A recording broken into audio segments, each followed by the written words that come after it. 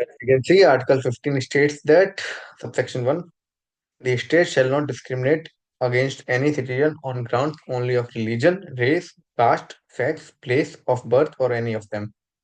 Second, no citizen shall, on grounds only of religion, race, caste, sex, place of birth, or any of them, be subject to any disability, liability, restriction, or condition with regard to A. Access to shops, public restaurants, hotels, and places of public entertainment, or B. The use of wells, tanks, bathing arts, roads, and places of public resorts maintained wholly or partly out of state funds or dedicated to the use of the general public. Third, nothing in this article shall prevent the state from making any special provision for women and children. Fourth, nothing in this article or in clause 2 of Article 29 shall prevent the state from making any special provision for the advancement of any socially or and educationally backward classes of citizens or for the scheduled castes and the scheduled tribes.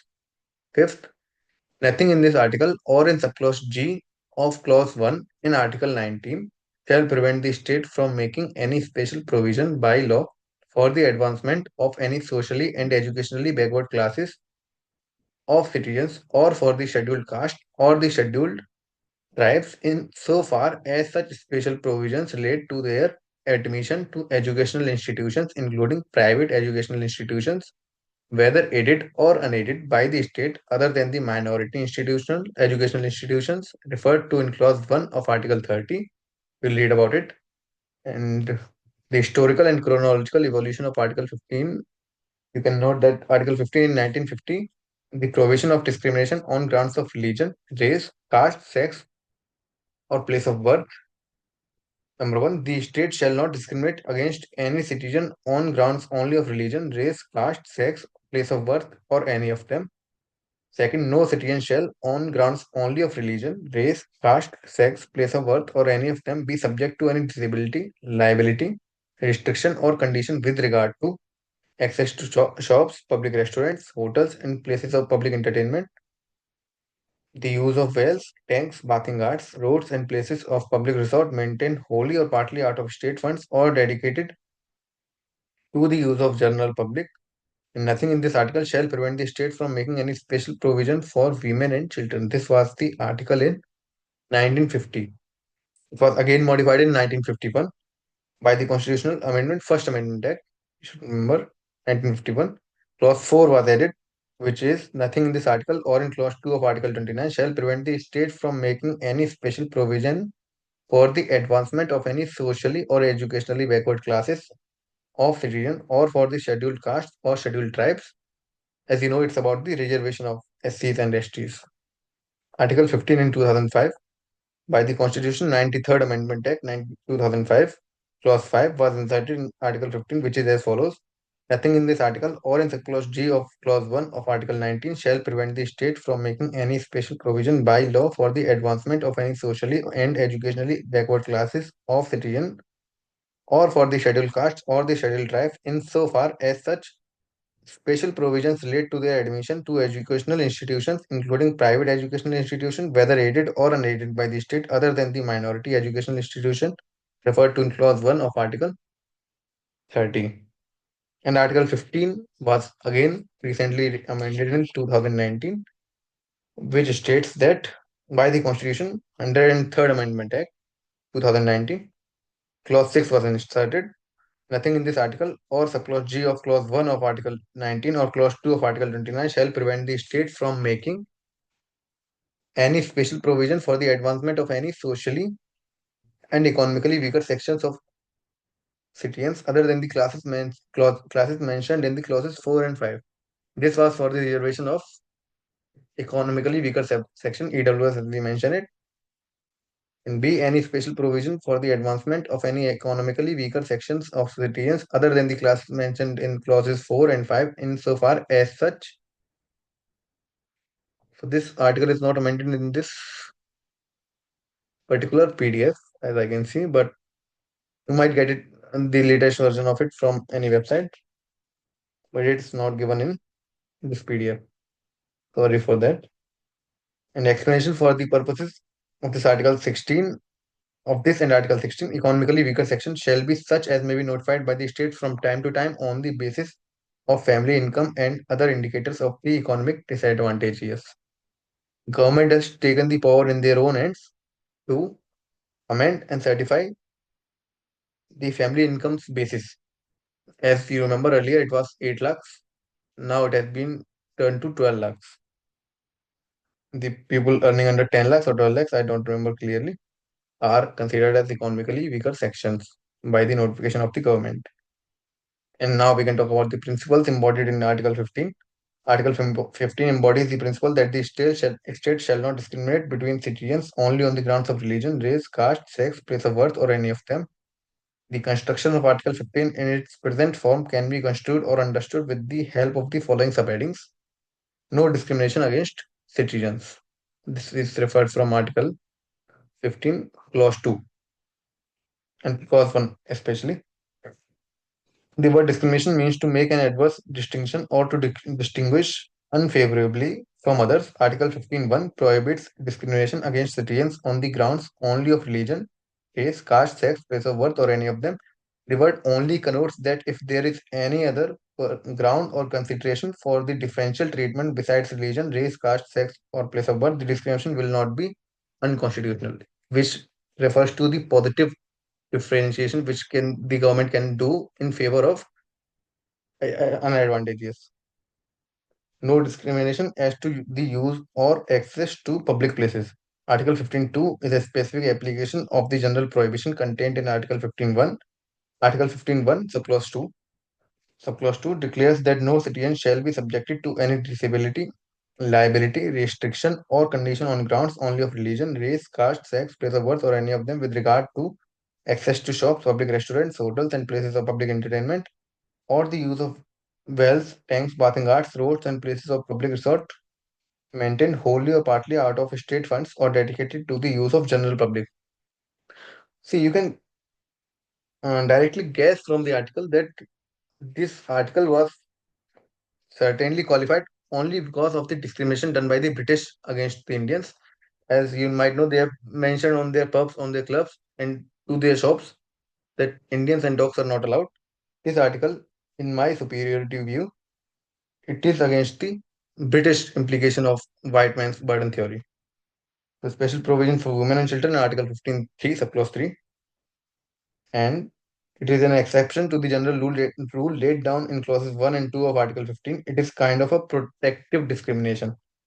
It empowers the state to make special provisions for women and children, for example, reservation of seats for women in local bodies or provision of free education for children, or a law made to implement the directive principles of state policy enshrined in Article 42, which enjoins the state to make provision for securing just and humane conditions of work and for maternity relief, would not be violative of Article 15.1 but would be within the purview of Clause 3 of the article.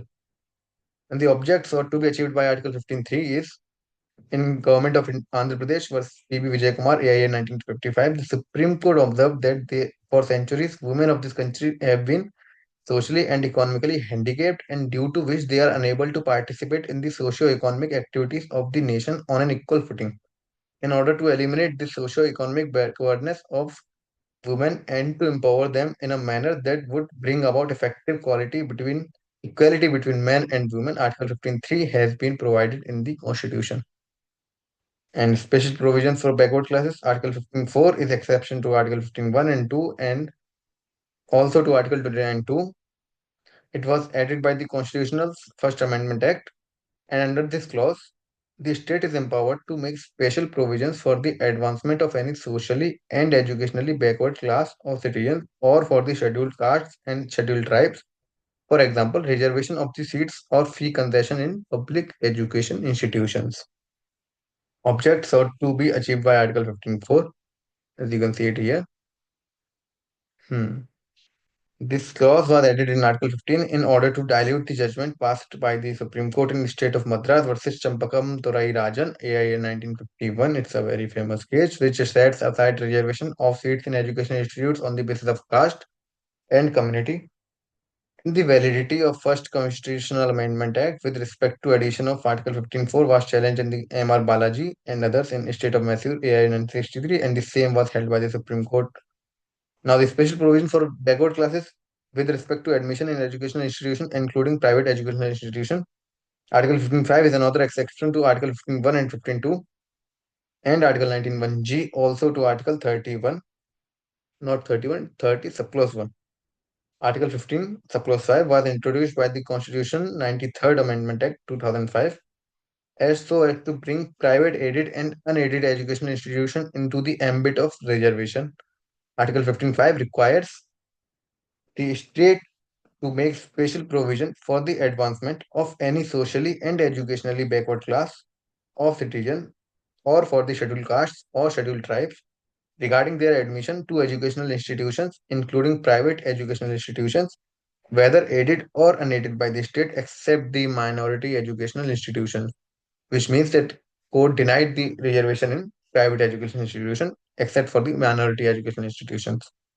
And the object banned insertion of subclause 5 in Article 15, and Supreme Court has explained P.A. Inamdar versus State of Maharashtra, AI 2005. It was held by the Supreme Court that the government cannot enforce reservation in unaided private education institution. In order to overcome this difficulty, Article 15.5 was added by 93rd Amendment F of Constitution in 2005. As you can perceive from this article, that Supreme Court denied the possibility of reservation in private educational institutions because it will harm the possibility of doing their business. It is for the private profit and not for social upliftment. Government should do the work of social upliftment. Private bodies are meant to earn for the business. And in pursuance to the amendment of 2005 in Article 15.5, the Central Educational Institutions Reservation and Admission Act 2006 was passed, providing a quota of 27% for OBC in all central educational institutions, including IITs and IIMs. This amendment and the Central Act were challenged in the case of Ashok Kumar Thakur versus Union of India 2008, wherein the Supreme Court upheld the validity of 93rd Constitutional Amendment Act 2005 so far as it relates to state maintained and aided educational institutions. The court further observed that poverty, social backwardness, economic backwardness all should be criteria for determination of backwardness. Classification of socially and educationally backward classes cannot be done exclusively on the basis of caste, as it would be violative of Article 15 clause 1 and the famous Indira Savani judgment.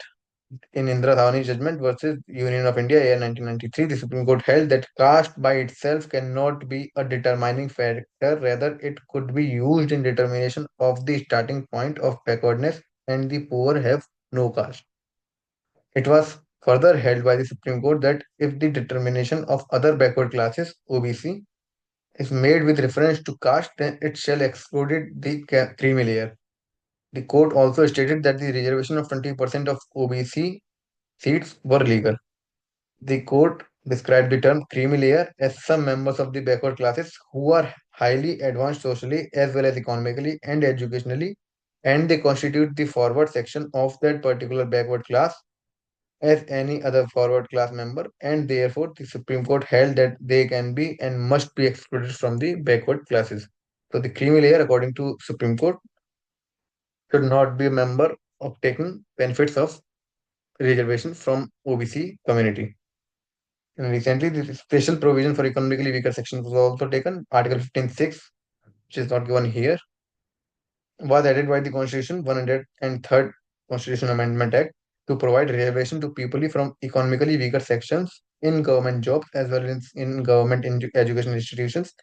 It is also applicable to admissions to private educational institutions whether aided or unaided by the state other than the minority educational institution referred to in Article 30 subclause 1. Other than the minority, you should remember that minority institutions are excluded from the EWS reservation. This reservation is in addition to the existing reservations and subject to a maximum of 10% of the total seats in each category. Eligibility for reservation in economically weaker sections are a person's annual income should be less than 8 lakhs, and if such person owns any land, it should be less than 5 acres. Constitutional validity of Article 15 clause 6. The constitutional validity of And the Third Amendment Act is challenged through various interpretations taken by Supreme Court in Youth for Equality versus Union of India, on the ground that it violates the basic features of Constitution and violates fundamental rights to equality under Article 14. In particular, they have propounded the following arguments. In Article 14, as you can see, is the state shall not deny to any person equality before the law or equal protection of the laws within the territory of India. Reservation cannot be based solely on economic criteria, given the Supreme Court's judgment in Indra Sawani versus Union of India, year 1993. These are the arguments followed by the propounded by the Youth for Equality Association. These are not the views of Supreme Court.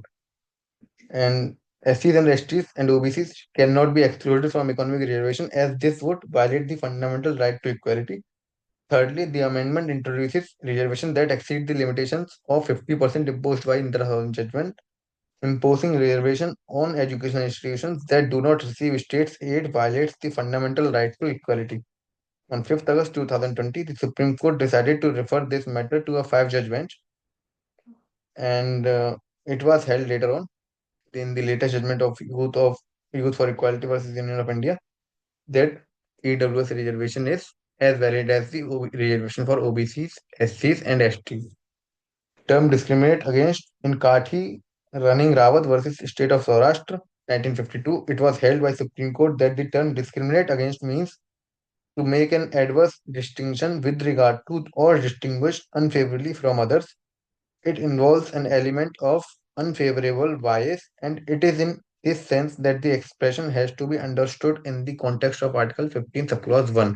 The state shall not discriminate against any person, against any citizen, on grounds only of religion, race, caste, sex, place, or birth, or any of them.